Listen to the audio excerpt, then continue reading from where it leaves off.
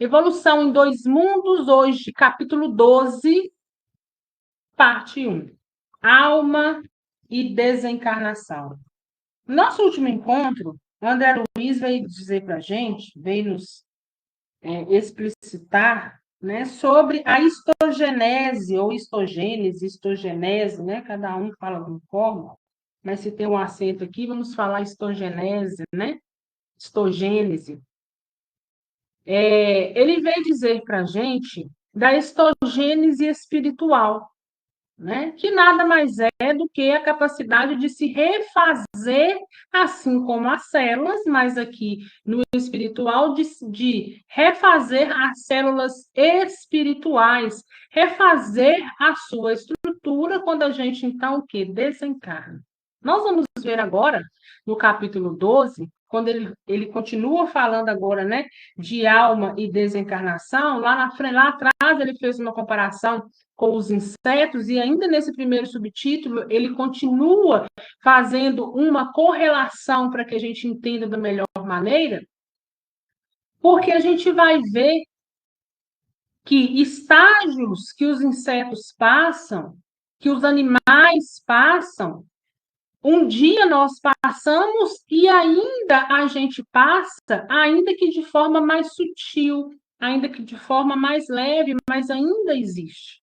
Né? Então, André Luiz começa Alma e Desencarnação falando da metamorfose e desencarnação. Aqui nessa metamorfose, André Luiz nada mais fala do que mudança de forma, mudança de estrutura no desencarne. Que mudança de estrutura, mudança de forma é essa?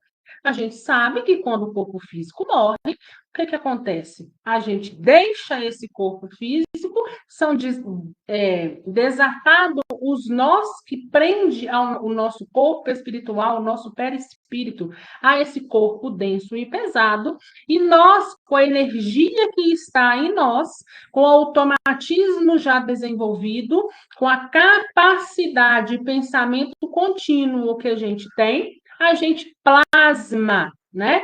Surge um novo invólucro espiritual da mesma forma do corpo físico. Por isso ele fala em metamorfose, porque uma estrutura, né? Agora, uma transformação rápida de uma estrutura essa que se dá quando a gente desencarna, ou seja, a gente volta à origem, volta ao corpo espiritual.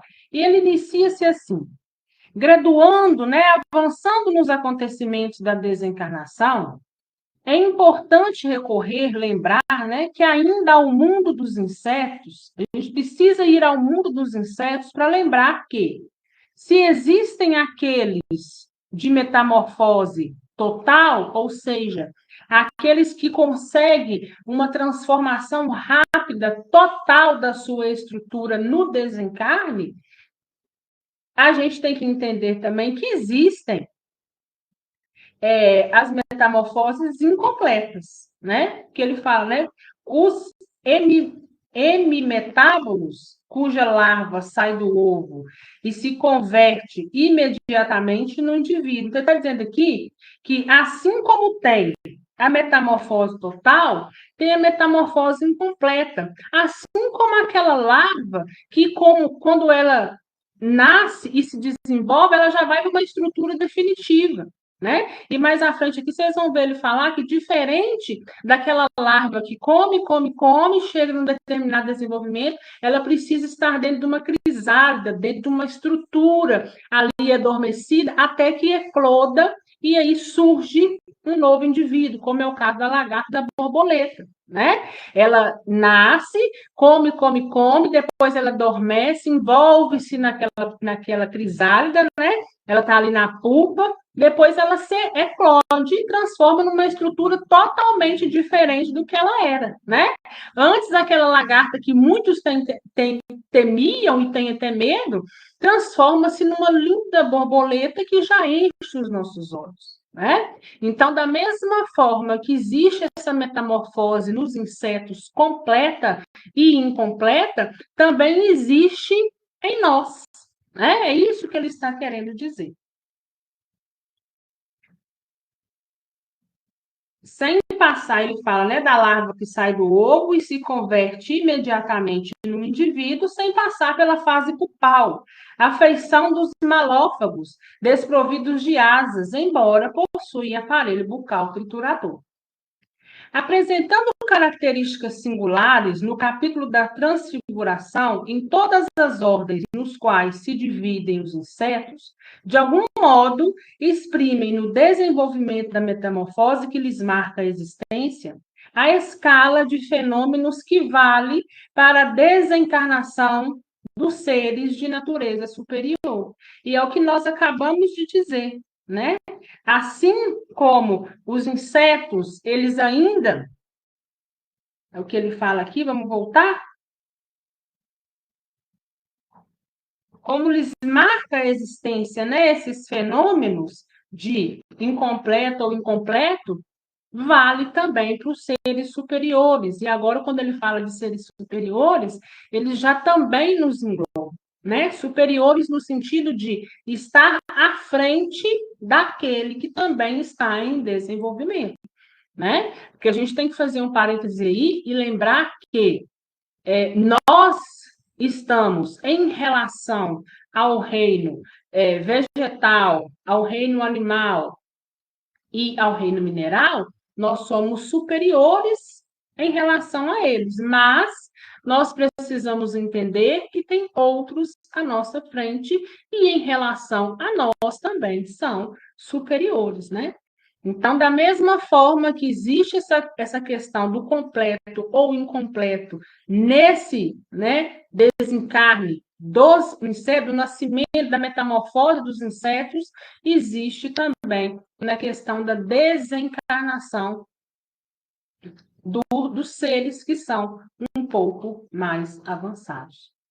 Agora ele vai dizer ao homem, né? Até agora ele vê até o reino animal. Em relação ao homem, os mamíferos que se ligam a nós, outros por extremos laços, né, de parentescos, em se desencarnando, agregam-se aos ninhos em que eles se desenvolvem os companheiros, qual ocorre entre os animais inferiores, nas múltiplas faixas evolutivas em que se escalonam, não possuem pensamento contínuo para a obtenção de meios destinados à manutenção. Então, olha lá. André Luiz está dizendo o seguinte, ó. Em relação ao homem, né? Os mamíferos, o que acontece com eles? Quando desencarnam, e agora mais uma vez fazendo correlação com o reino animal, quando desencarnam, eles se agrupam e ficam ali junto dos seus, né? Então, ou seja, eles morrem e se agrupam por afinidade. E o que ele está dizendo aqui? Que esses mamíferos, esses animais, nós estamos um pouco superiores em relação a eles, por quê? Porque eles ainda não possuem um pensamento contínuo na questão do raciocínio, do ser racional, né? Então, eles agrupam entre si por afinidade, vocês vão ver mais à frente que muitos deles, com exceção de alguns, ficam adormecidos, né? Por quê? Justamente por não ter esse pensamento contínuo, né? Então, eles não conseguem plasmar aquele corpo e sustentar aquela forma, aquela estrutura. Então, daí se dá o quê? Um desencarne que a gente pode chamar de desencarne incompleto. Diferente do homem, que quando desencarna, já possui, já consegue sustentar, tem um pensamento contínuo, consegue raciocinar sobre os fatos e consegue sustentar a sua estrutura, não só a estrutura de carne do corpo material, mas a estrutura também espiritual. Encontram-se desse modo aquém da histogênese espiritual, inabilitados a mais amplo equilíbrio que lhes asseguraria ascensão a novo plano de consciência. Então, é isso que nós acabamos de dizer mais uma vez. Então, eles estão aquém, né, da histogênese, daquela capacidade que a gente tem de quando uma célula importante morre, o corpo automaticamente cria uma nova célula, né? E isso acontece no campo físico e no campo extrafísico. Então, como eles não conseguem isso, eles estão aquém, né? Eles não estão na frente, eles estão atrás. Então, eles ainda não conseguem esse desenvolvimento e por isso não sustentam, né? Essa estrutura. Em razão disso, efetuada a histólise, né? A gente já sabe que a histólise é a morte celular. Então, aqui nesse contexto, em razão disso, efetuada a histólise, nós vamos entender morte celular, né? Em razão disso, efetuada a morte celular dos tecidos celulares, ficou até redundante, né? Nos sucessos reconditos da morte física, dilata-se-lhes o período da vida latente na esfera espiritual, onde, com exceção de raras espécies, se demoram por tempo curto, incapazes de manobrar os órgãos do aparelho psicossomático, o aparelho perispiritual, que lhes é característico por ausência de substância mental consciente. Né? Então, eles não têm essa capacidade de consciência de raciocinar como a gente. Então, por isso, eles passam no mundo espiritual, e agora a gente está falando dos animais, viu, gente? Eles passam no mundo espiritual uma vida latente. Que vida é essa? Uma vida adormecida. Mas existem exceções. E a gente já sabe dessas exceções, e a gente vai além para que a gente possa recapitular. Quando não se fazem, olha aí, aproveitados na espiritualidade em serviço ao qual se filiam durante certa cota de tempo, caem quase sempre de imediato à morte do corpo carnal em pesada letargia, né? Pesado sono, dormência, semelhante à hibernação, acabando automaticamente atraídos para o campo genésico das famílias a que se lhe ajustam, ao seu grupo que lhe ajusta, retomando o organismo com quem se confiarão a nova etapa de experiências, com os ascendentes do automatismo e do instinto que já lhes fixaram no ser e sofrendo naturalmente o preço hipotecável aos valores decisivos da evolução. Então, uma parte importantíssima, né, para a gente aí. Então, o que ele está dizendo? Olha, os animais, quando eles desencarnam, eles passam um longo período de letargia, um grande período de dormência, de sono, né? Aguardando o quê? Uma nova encarnação. Por isso que muitos falam assim, a encarnação dos animais, a reencarnação dos animais é bate e volta. Só que tudo depende e cada caso é um caso. Principalmente, a gente sabe disso, com os animais que nos são muito próximos, né? Como cachorro, cavalo, gato. Então, o que ele está nos dizendo aqui? Olha, a grande maioria, com a ajuda dos engenheiros siderais, né? Desses instrutores aí, amigos, que são ascendentes, né? Desse grupo do reino animal, porque um dia nós passamos por lá, então, em relação a eles, nós somos ascendentes, ou seja, nós estamos na frente, né? Nós chegamos primeiro, nós temos um desenvolvimento um pouco maior. O que acontece? Muitos vão ficar nesse estado mesmo de letargia. Porém, alguns são utilizados ali para ajuda, para o serviço, né? Por isso que a gente vê, André Luiz fala em vários livros da questão dos animais de cachorro, né? Ajudando, chegar protegendo, né? Missionários da Luz, mesmo nós vimos. Quando André Luiz vinha para a Terra, sempre vinha. Por quê? Porque existe aqueles espíritos, principalmente trevosos, né? Que vão se assustar com aquele animal. Então, vai protegendo, vai ajudando ali também com a sua energia, né? Da mesma forma, o gato, da mesma forma, cavalos, burros, são utilizados para o serviço. Serviço não só de ajuda em prol do coletivo, né? Mas ajuda também em prol de quê? Ajuda, às vezes, do seu ente desencarnado. Quantos entes aí, quantas pessoas não desencarnaram e encontraram forças para seguir quando encontraram com um animal de estimação, que lhe deu forças para poder seguir. Só que a gente precisa saber que esses serviços e que essas ajudas são temporárias. Eles vão, como se diz, refazendo a frota.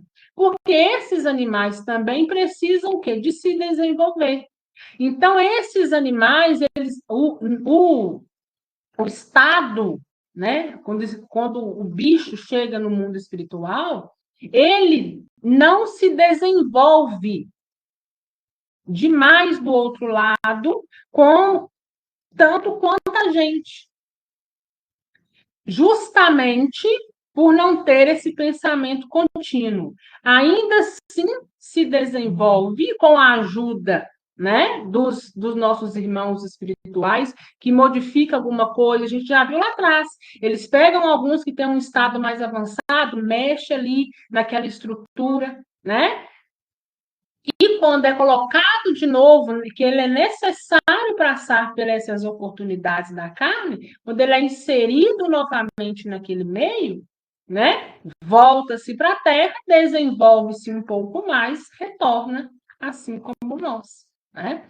Então, a grande maioria dos animais, né, não ficam soltos a mercê, exceto aqueles que estão a serviço, estão para ajudar de alguma forma, seja no coletivo ou seja no individual. Mas a grande maioria estão em letargia, em sono profundo, aguardando uma nova encarnação, uma nova oportunidade, uma nova forma de mexer na sua estrutura, principalmente, né, na estrutura psíquica, e ele vai sendo colocado às provas, experimentando, né, passando por determinadas experiências até poder dar um salto, sair do reino em que se encontra e passar para um outro reino mais evoluído.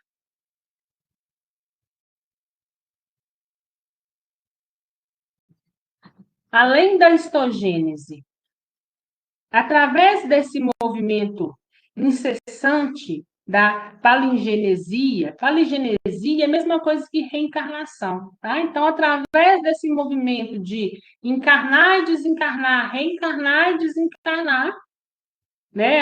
É um movimento aí universal. O princípio inteligente, que é a mônada, sai de mônada, chega no princípio inteligente, incorpora a experiência que lhe é necessária, estagiando no plano físico e no plano extrafísico, recolhendo como é justo a orientação e o influxo das inteligências superiores. Olha aí, né? Mais uma vez, a gente desenvolve aqui e lá, ainda aqueles que estão em letargia, eles têm o quê? A orientação, ainda que não tão grande, mas tem a orientação, tem uma certa modificação, né, das inteligências superiores em sua marcha laboriosa para mais elevadas aquisições. Pouco acima dessas mesmas bases, vamos encontrar o homem. Agora nós vamos sair da questão, né, do animal, do desencarne, dessa letargia animal, e vamos chegar ao homem. Olha, nós saímos dessa questão. O homem agora reencarna na estrutura humana, né? Vamos refazer. O animal agora sai daquela estrutura animal, está ali na estrutura, toma a estrutura humana. Então, o que acontece ali? A gente já sabe que o animal, lá no estágio animal, não existe o pensamento contínuo. Quando passa para a forma humana, ainda que primitiva, e nós vamos ver isso aqui, já começa a ter o pensamento que precisa para poder se assegurar, permanecer na estrutura humana.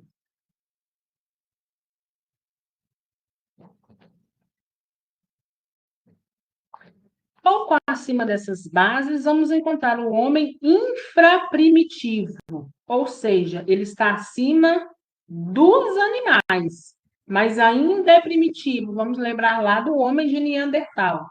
Na rusticidade da furna em que se esconde, surpreendido no fenômeno da morte ante a glória da vida, como criança tenra e deslumbrada à frente de paisagem maravilhosa, cuja grandeza nem de leve pode ainda compreender. O pensamento constante, olha lá, ele sai, né? O animal já não tem o pensamento contínuo. Agora aqui o homem já tem o pensamento constante, ofereceu-lhe a precisa estabilidade para a metamorfose completa. Então, ou seja, se eu desencarno agora no estado hominal, ainda que primitivo, eu consigo me manter na minha estrutura.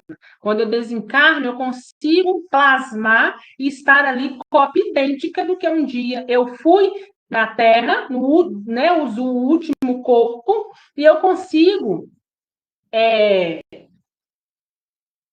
Como é que eu vou explicar para vocês? Não é segurar, mas eu consigo, de uma certa forma, manter, né? Manter. Acho que manter é a palavra adequada.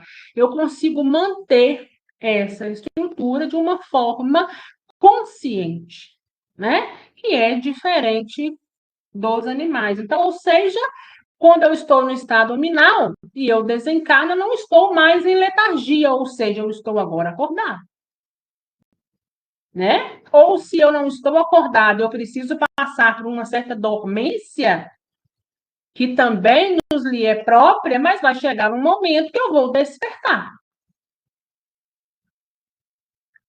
Pela persistência e consistência das ideias, adquiriu o poder de integrar-se mentalmente para além da histogênese em seu corpo espiritual, arrebatando-o com a alavanca da própria vontade que a indagação e o trabalho enriqueceram para o novo estado individual. Acariciada pelo sopro edificante dos condutores divinos que lhes acalentam a marcha, a criatura humana dorme o sono da morte, mumificando-se na cadaverização, como acontece com a pulpa, né? Então, é muito comum que adormece nesse estado aí de crisálida, desencarna, passa por aquela estrutura de crisálida, assim como a borboleta, né? Mas aí agora já lá no desencarnado, adormecido, mas quando é fé, eclode e está ali, né? Seguindo a caminhada, conseguindo manter a sua estrutura. E produzindo substâncias mentais à base de impulsos renovadores, tanto quanto certas crisálidas que segregam um líquido especial que lhes facilita a saída do próprio casulo, a alma que desencarna, findo o processo histolítico das células que lhe construíam o carro biológico e fortificado o campo mental em que se e novelaram os novos anseios e as novas disposições, logra desvencilhar-se mecanicamente dos órgãos físicos, agora imprestáveis, realizando por avanços do automatismo o trabalho histogenético, pela qual desliga as células sutis do seu veículo espiritual, dos remanescentes celulares do veículo físico arrojado, a queda, né, a morte irreversível, agindo agora com a eficiência e a segurança que as longas e reiteradas capitulações lhe conferiram, né? Então, quando o corpo físico, né, o homem aqui agora nesse estado, o que ele já aprendeu com esse automatismo do corpo, né? Quando o corpo físico morre, as células espirituais desligam as células materiais. Então, olha o automatismo que nós desenvolvemos ao longo do tempo, né? Ou seja, quando estávamos lá no reino animal, agora aqui como homem primitivo, no reino animal a gente não conseguia manter a estrutura. Agora, com o automatismo que nos foi desenvolvido, a gente, o corpo espiritual, já consegue desligar o corpo material e a gente consegue, então, estar no mundo espiritual mantendo a mesma forma, mantendo a mesma estrutura, e alcançando, então, a metamorfose completa. E ele vai pular lá para o selvagem desencarnado, né? Ainda primitivo, ainda sem muito conhecimento, mas com muitas dúvidas, com muitas perguntas, dúvidas essas que está conosco até hoje. E ele começa assim: entretanto, o homem selvagem que se reconhece dominador na hierarquia animal, cruel habitante da floresta, que apura a inteligência através da força e da astúcia, na escravização dos seres inferiores que se lhe avizinham da caverna, desperta fora do corpo denso, qual menino assustado, que, em se sentindo incapaz da separação para arrostar o desconhecido, permanece tímido ao pé dos seus, em cuja companhia passa a viver noutras condições vibratórias, em processos multifários de simbiose, né, processos variados aí de associações, ansioso para retornar à vida física que lhe surge, a imaginação, como sendo a única abordagem à própria mente. Né? Então, aqui ele fala o seguinte: o homem, ele morre fisicamente. O homem selvagem, né?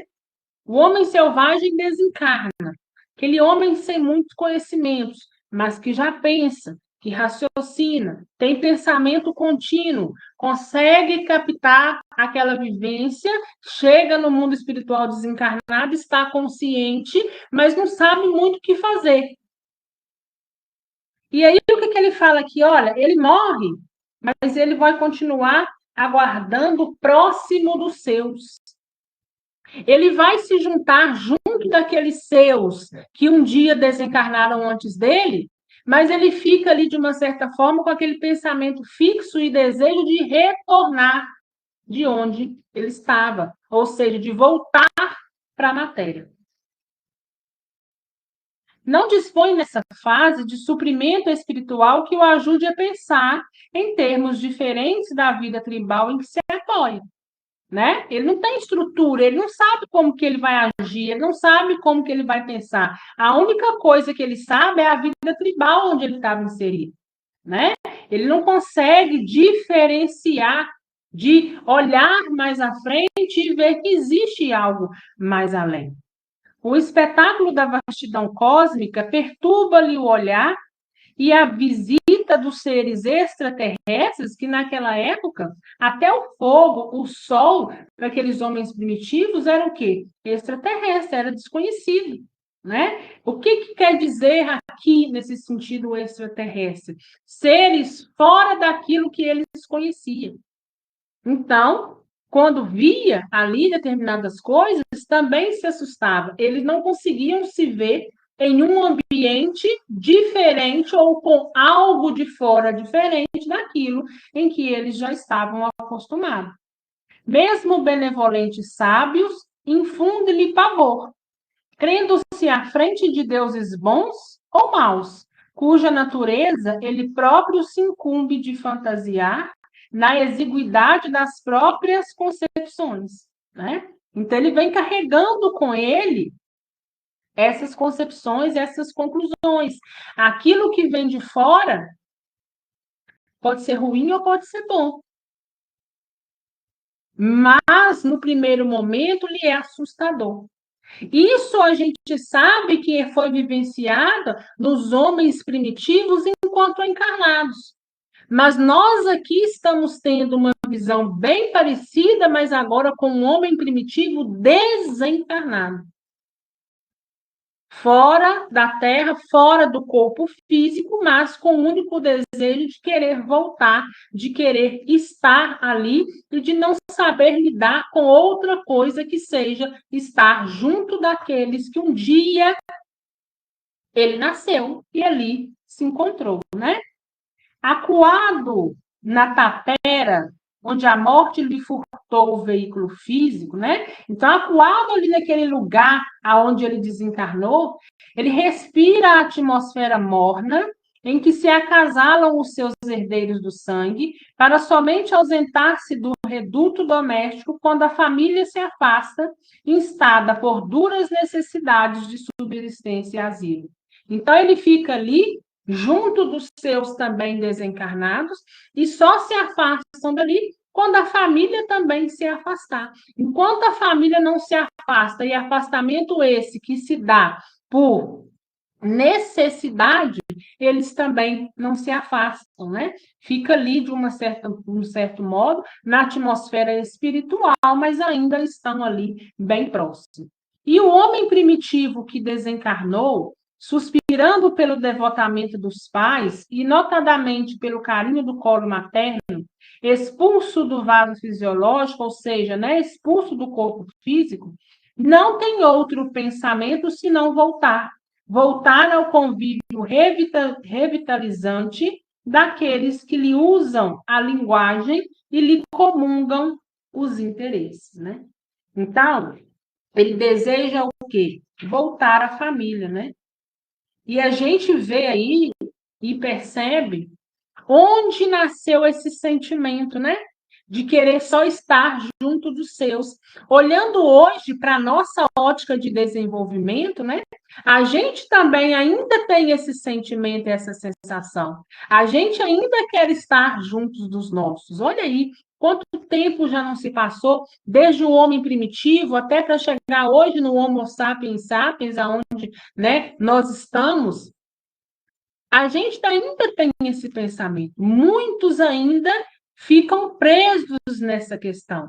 Se o seu ente está desencarnado, você quer estar desencarnado também. Se seu ente está encarnado e você desencarnado, você quer estar encarnado também. Ou seja, você quer estar junto dos seus, né? E quantos de nós também hoje ainda, quando percebe-se algo novo, não se assusta? Ou a gente acha que é coisa ruim, ou a gente acha que é coisa boa, ou a gente acha que aquilo vai agregar algo, ou a gente acha que aquilo não vai agregar nada, mas fica todo mundo com o pé atrás, né? Assim como o bicho assustado quando vê algo e sai correndo. Então, olha lá, desde quando que a gente vem, inicia-se, né? Tem essa necessidade de expansão, de consciência, de ampliar a nossa mente, de pensar, de raciocinar, de ter nossa fé raciocinada. Isso nasceu muito lá atrás. Então, a gente vai construindo, a gente vai estudando, a gente vai vendo ponto a ponto, a gente vai vendo de onde tudo começou, e isso vai nos esclarecendo muito. E nos abre um alerta. Nem tudo que é extraterrestre, extrafísico, vai nos fazer o mal. Muitas das vezes, né, a grande maioria está ali para nos ajudar. Olha lá o homem primitivo em relação, né? Eles tinham o sol como Deus. E tinha, né? Vento, muita chuva, trovão, como uma coisa ruim. Tudo porque ainda estava num estado de muita ignorância, ignorância no sentido de não ter entendimento. Mas hoje, com o entendimento que a gente tem, a gente precisa ampliar a nossa consciência. É novo? Então deixa eu conhecer o novo. Deixa eu ver realmente do que se trata. Para que a gente não seja massa de manobra, né? Para que a gente não seja conduzido como gado. Ah, se fulano falou aquilo, eu vou indo também, porque está todo mundo indo. Não, tá todo mundo indo, mas eu quero saber o que é. É o despertar, né, da nossa consciência, de olhar para a nossa evolução e saber o caminho que nós estamos trilhando e saber, né, que às vezes muitas das coisas que estão aqui a gente acha que é ruim. Olha a doutrina espírita, quantos não a julgam? Quantos não a equiparam com a questão da magia negra, sem ao menos conhecer, né? Quantos aí julgam uma determinada igreja católica sem ao menos conhecer, igreja evangélica, sem ao menos conhecer, né? Eu não digo a católica com a mesma precisão, porque a católica já está aí há milhares e milhares de anos, né? Então, muitos também adentram e vai julgando e vai dizendo uma coisa sem conhecer. Por puro preconceito, hoje nós podemos falar em questão de preconceito, porque nós estamos muito mais avançados, mas por pura questão de preconceito e por pura questão de ignorância. Ah, fulano falou que lá é assim, então lá eu não vou. Mas nunca despertou o desejo de te dizer, não, deixa eu ver como que é. Fulano disse, mas eu quero saber. Eu quero ir presenciar, vivenciar, para que eu possa tirar as minhas próprias conclusões. Para que, diante de um determinado fato, eu mesma possa fazer juízo de valor em determinados fatos. Porque quando eu olho uma coisa, eu reflito, eu raciocino e saio de lá com uma conclusão, eu cresço em relação àquilo, né? Talvez eu possa até ir num determinado lugar e não ter afinidade, mas eu vou saber quais que são os pontos. Quando uma pessoa vir me falar sobre algo, eu vou saber se aquilo é verdade ou não, se é dessa forma ou não, e se eu vou seguir o caminho no qual ele quer me conduzir ou não.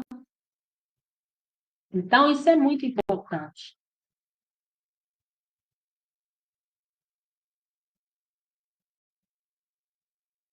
E agora, ele vai falar do monodeísmo e da reencarnação.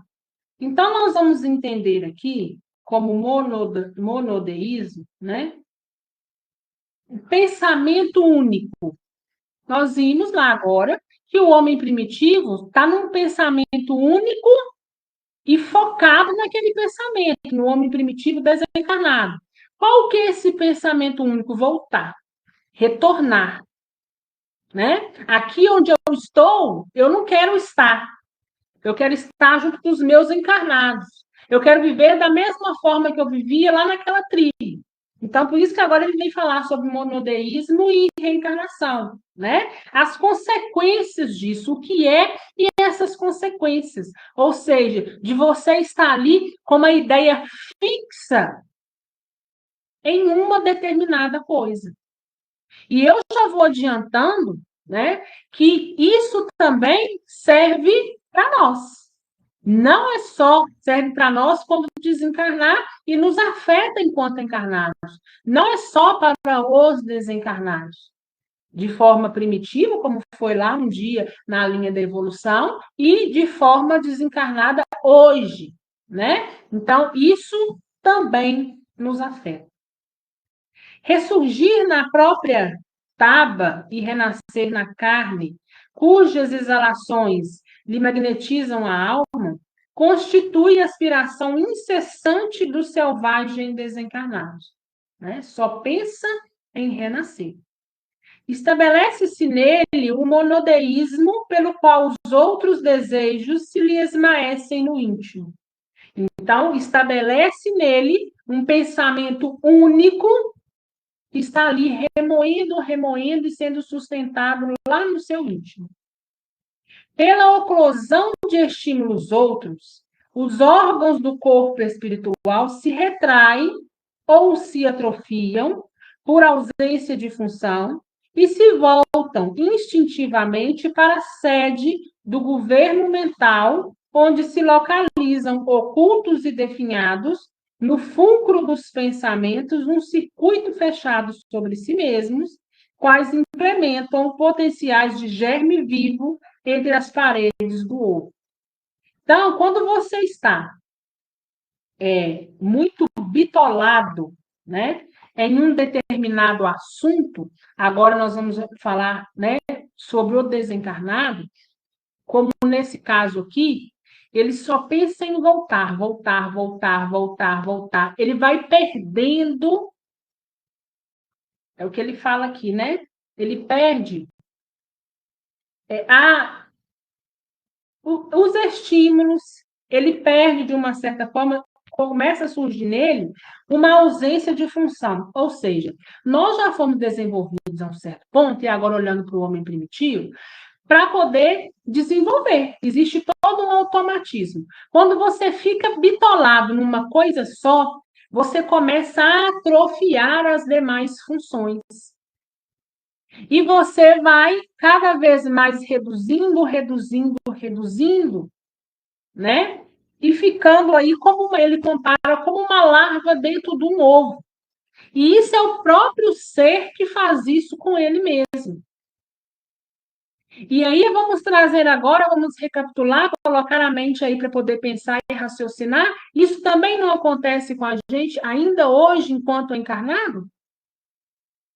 Quantos aí não estão deprimidos e ficam ali apenas naquela ideia fixa, numa ideia fixa, numa ideia fixa, e muitos deitam e ficam lá na cama encolhidinho, né? Quantos a gente não vai ver dessa forma? E está ali perdendo funções, porque nós não fomos feitos, e a estrutura que temos hoje, o desenvolvimento que nós alcançamos, nós não fomos feitos para estar quietos, parados, com a ideia fixa em algo. Então, a gente atrofia, vai atrofiando as nossas funções. E isso começou a acontecer com o homem primitivo, quando ele fixou um pensamento só, o homem primitivo desencarnado, quando ele fixou o pensamento só em uma coisa. E nesse caso aqui, era o desejo de retornar, era o desejo de voltar a estar aí junto da sua tribo. Em tais circunstâncias, se o monodeísmo, né, esse pensamento único, é somente reversível através da reencarnação, a criatura humana desencarnada, mantida a justa distância, lembra as bactérias que se transformam em esporos quando as condições de meio se lhe apresentam inadequadas, tornando-se imóveis e resistindo admiravelmente ao frio e ao calor durante anos para se regressarem ao ciclo de evolução que lhes é peculiar. Então, logo se identifique de novo em ambiente propício.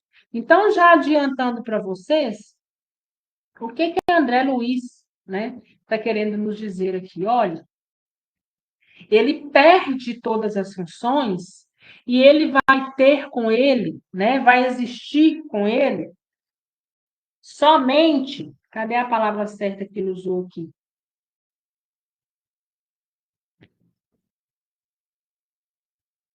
Um governo mental, vamos dizer assim. Né? Essa foi uma das palavras que ele usou aí.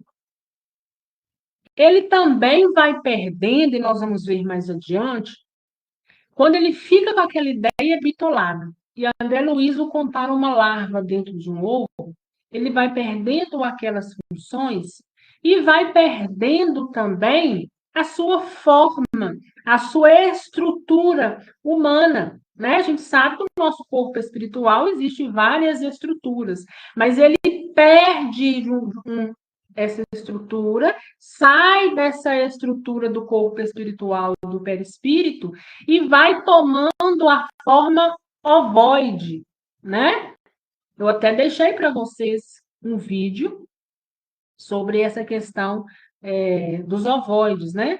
Então, ali dentro daquele ovo, está o quê? Somente está conservado ali, perdeu tanto as funções que está conservado ali apenas a mente e todo o desenvolvimento que teve até ali. E para sair desse estado somente com a ajuda, né, desses instrutores espirituais aí através da reencarnação. Porque quando reencarna, né, ele tem-se uma metamorfose completa, né? É como se ele saísse desse ovo e tomasse a estrutura, a forma humana novamente. Mas enquanto não se dá a reencarnação, ele se mantém ali naquela forma ovalada, né? Se mantém ali, porque de tanto que fixou as ideias, de um certo modo, que foi atrofiando e que foi desligando determinadas funções do corpo físico de forma humana. Né? A gente sabe que tem a exceção, a questão do ovoide para a questão de saída de corpo físico, mas nessa questão aqui é diferente, né? Nessa questão aqui, ele entrou nessa questão, nessa forma ovoide negativamente, não positivamente, né? Então, vamos mais adiante para a gente entender mais um pouquinho. Sentindo-se em clima diferente ao seu redor de ser, o homem primitivo, desenfaixado do envoltório físico, né, ou seja, fora do corpo físico, recusa-se ao movimento na esfera extrafísica, submergindo-se lentamente na atrofia das células que lhe tecem o corpo espiritual por monodeísmo auto-hipnotizante, provocado pelo pensamento fixo depressivo que lhe define o anseio de retorno ao abrigo fisiológico.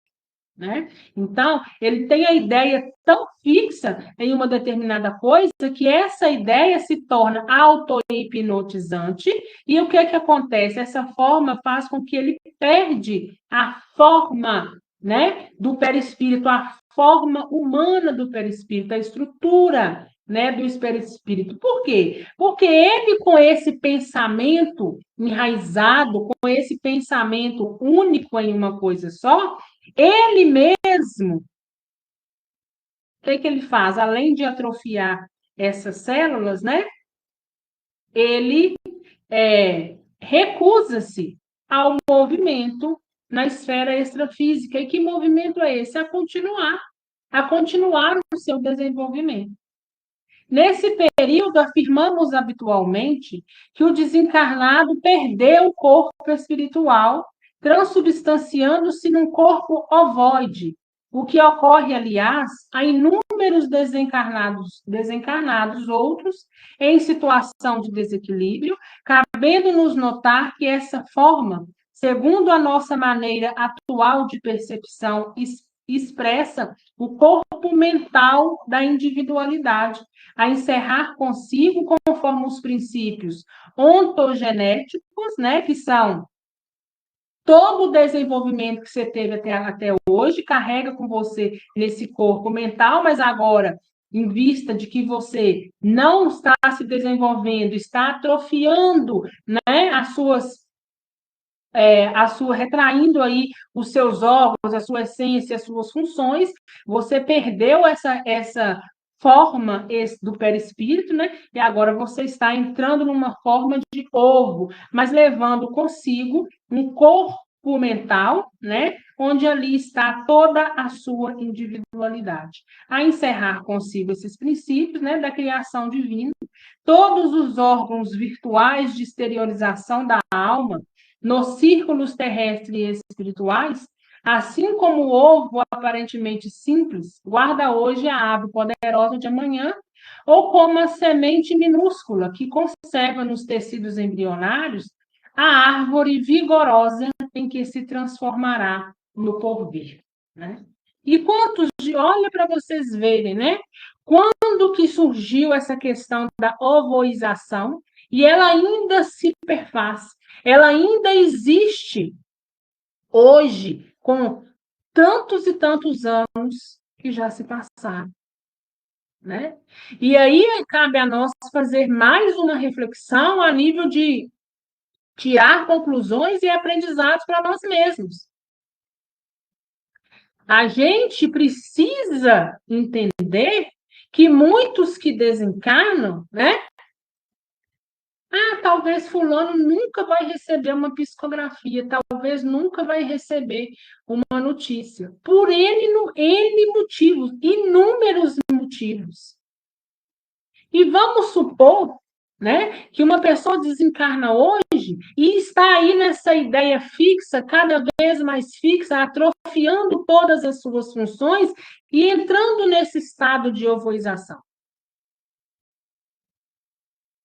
Ele não está tendo discernimento nem dele mesmo.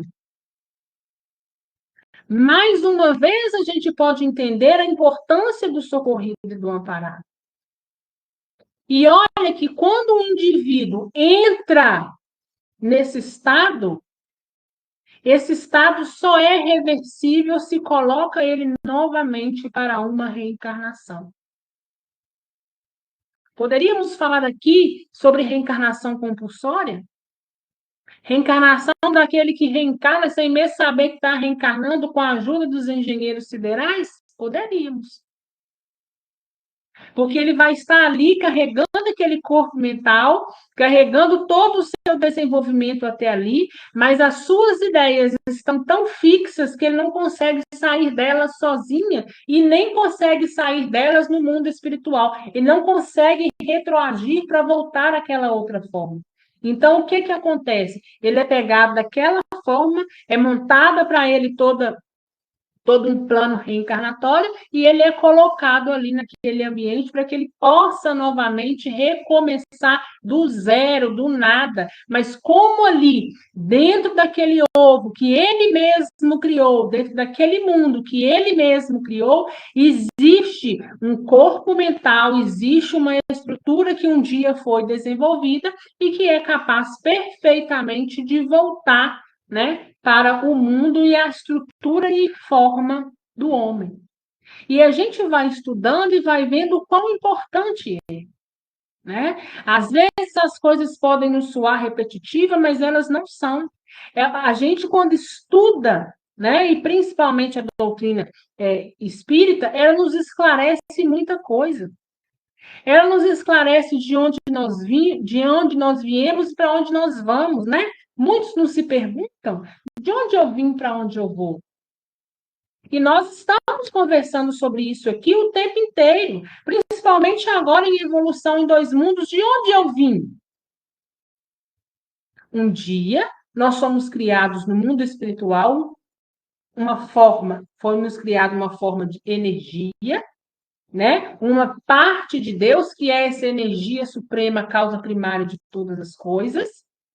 Essa mônada criada no mundo espiritual, essa parte de Deus, foi inserida no ambiente Terra ou fora da Terra, cada um no seu planeta com o seu desenvolvimento, mas aqui falando de nós somos inseridos aqui no reino mineral e fomos sendo, foi mexendo na nossa estrutura extrafísica e materialmente, né? Então a gente foi passando ali por determinados, eles foram de uma certa forma nos ajudando, nos moldando.